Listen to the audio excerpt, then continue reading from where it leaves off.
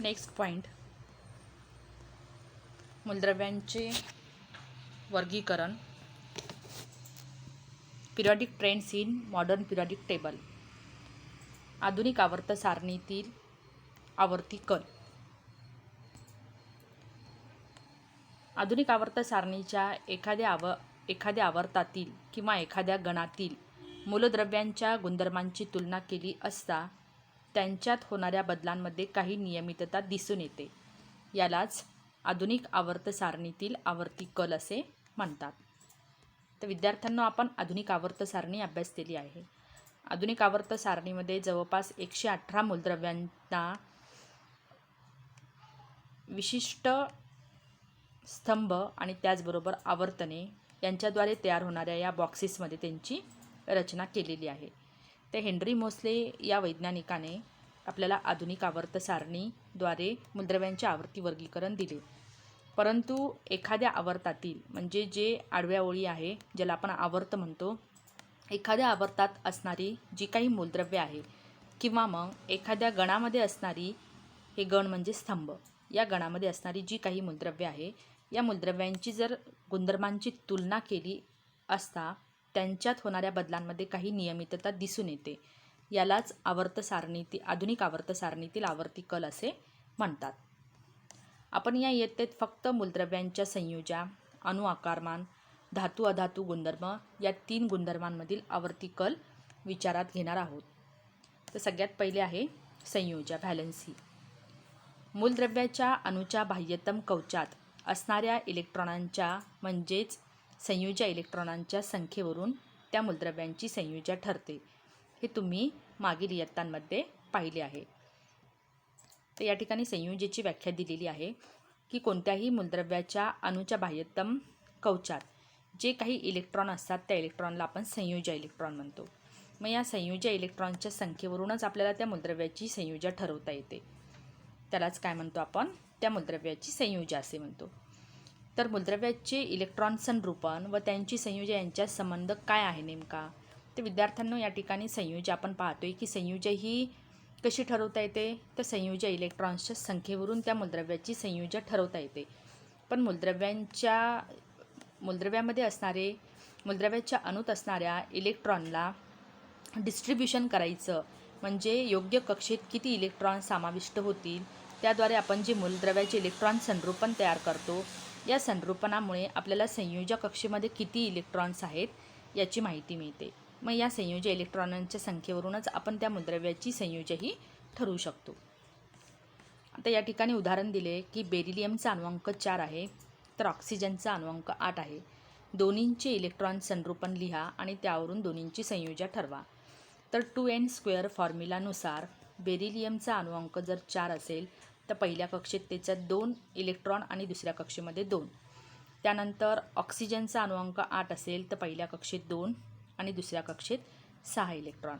तर कोणताही मूलद्रव्य हा रासायनिक अभिक्रियेत भाग घेत असताना इनर्ट गॅसेसप्रमाणे म्हणजे निष्क्रिय मूलद्रव्याप्रमाणे इलेक्ट्रॉन संरूपण प्राप्त करण्याचा प्रयत्न करतो.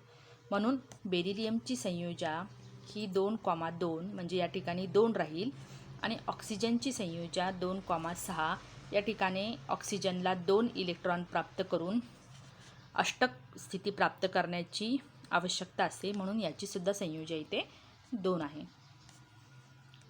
त्यानंतर या ठिकाणी आधुनिक आवर्त सारणी आधारभूत मानून पुढील तक्ता तयार केलेला आहे. त्यामध्ये पहिल्या 20 मूलद्रव्यांचे इलेक्ट्रॉन संरूपण संज्ञेखाली लिहून त्याच्या खाली मूलद्रव्यांची संयोज्या लिहा चौकटीत दाखवल्याप्रमाणे. तर विद्यार्थ्यांनो, तुम्हाला 20 मूलद्रव्यांची संयोज्या लिहून काढायची आहे. त्यानंतर 4था प्रश्न, एका आवर्तात डावीकडून उजवीकडे जाताना संयोज्या बदलण्यामध्ये आवर्ती कल काय आहे. आवर्त 2 आणि आवर्त 3 याचा संदर्भ घेऊन तुमचे उत्तर स्पष्ट करा. तर एखाद्या आवर्तामध्ये डावीकडून उजवीकडे जात असताना संयोज्या बदलण्यामध्ये असलेला आवर्ती कल आपल्याला विचारात घ्यायचा आहे. तर त्यासाठी आवर्त 2 आणि आवर्त 3चे उदाहरण. तर या ठिकाणी जे आवर्त 2 आहे आणि या ठिकाणी आवर्त 3 आहे. आवर्त 2 मध्ये lithium, beryllium, boron, carbon, nitrogen, oxygen, निऑनपर्यंत या ठिकाणी मूलद्रव्ये आहेत. तर या मूलद्रव्यांची इलेक्ट्रॉन संरूपण या मूलद्रव्याच्या सिम्बॉल खालीच दिलेला आहे. लिथियमचे इलेक्ट्रॉन संरूपण 2,1.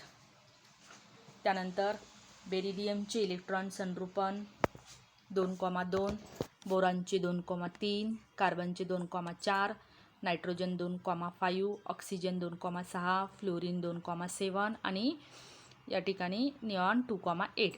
तर या पद्धतीने जर इलेक्ट्रॉन संरूपण आपण बघितलं तर आपल्याला असं लक्षात येतं की एकाच आवर्तामध्ये असणाऱ्या सगळ्या मूलद्रव्यांच्या अणूंमध्ये फक्त कक्षा ही सेम आहे, म्हणजे 2च कक्षा आहेत, पण इलेक्ट्रॉन अणुअंक हा एकेकने वाढत चाललेला आहे.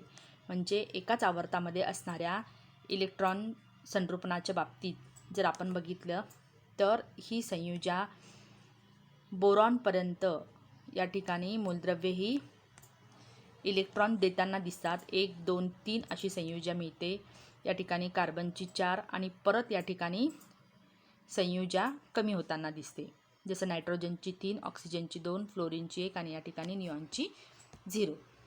त्यानंतर तिसरे आवर्त sodium, magnesium, aluminium, silicon, phosphorus, sulphur, chlorine and argon.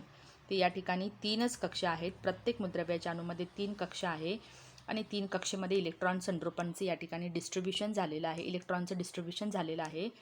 आणि या ठिकाणी जी संयुजा आहे या मूलद्रव्यांची सोडियमची 1, मॅग्नेशियमची 2, ॲल्युमिनियमची 3, सिलिकॉनची 4.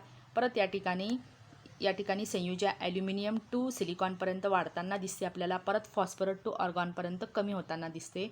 फॉस्फरसची 3, 2, 1 आणि 0.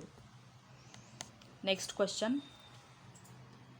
एका गणात वरून खाली जाताना संयुजा बदलण्यामध्ये आवर्ती कल काय आहे? गण 1 व 2 व गण 18 यांचा संदर्भ घेऊन तुमचे उत्तर स्पष्ट करा. आता एका गणामध्ये असणाऱ्या इलेक्ट्रॉन संरूपणाचा आपल्याला विचार करायचा. आता हे गण आहे, जे उभे स्तंभ आहे त्याला गण म्हणतो आपण. तर या ठिकाणी पहिल्या गणामध्ये हायड्रोजन, लिथियम, सोडियम, पोटॅशियम ही मूलद्रव्ये आहेत. जर इलेक्ट्रॉन संरूपण आपण बघितलं तर या हायड्रोजनपासून पोटॅशियमकडे एक एक कक्षा आपल्याला वाढताना दिसून येते. परंतु जी संयुजा आहे प्रत्येक मूलद्रव्याच्या अणूमध्ये सगळ्यात शेवटी बाह्यतम कक्षेमध्ये संयुजा इलेक्ट्रॉनची संख्या आपल्याला 1 असताना दिसते. जसं हायड्रोजनची 1, लिथियमच्या बाह्यतम कक्षेत 1 आहे, सोडियमच्या बाह्यतम कक्षेत 1 आणि पोटॅशियमच्या सुद्धा 1. म्हणजे एकाच गणात सर्व मूलद्रव्यांची संयुजा ही सारखी असते. या ठिकाणी गण दुसऱ्यामध्ये सुद्धा आपल्याला तेच दिसून येतं. एकाच गणात असणाऱ्या मूलद्रव्यांची संयुजा सारखी. परत सगळ्यात शेवटी जो 18वा गण आहे त्याचीसुद्धा संयुजा सारखी. म्हणजे हेलियमची 2 या ठिकाणी डुप्लेट कंप्लीट आहे, निऑनचं अष्टक कंप्लीट आहे, आर्गॉनचं अष्टक कंप्लीट आहे. यांचं 0 निष्क्रिय मूलद्रव्य असल्यामुळे यांची संयुजा ही 0 असते. म्हणजे एकाच गणामध्ये सर्व मूलद्रव्यांची संयुजा ही सारखी असते, पण आवर्तामध्ये डावीकडून उजवीकडे जात असताना आपल्याला संयुजा ही कमी होताना दिसून येते. तर विद्यार्थ्यांनो, या ठिकाणी मूलद्रव्यांचा आधुनिक आवर्त सारणीचा आवर्ती कल आपण अभ्यासला आणि तोही संयुजा या पॉईंटशी रिलेटेड. नेक्स्ट पिरियडमध्ये आपण अणूचे अणूची त्रिज्या आणि अणूची साईज म्हणजे अणूचा आकार याबद्दल माहिती घेणार आहोत. धन्यवाद.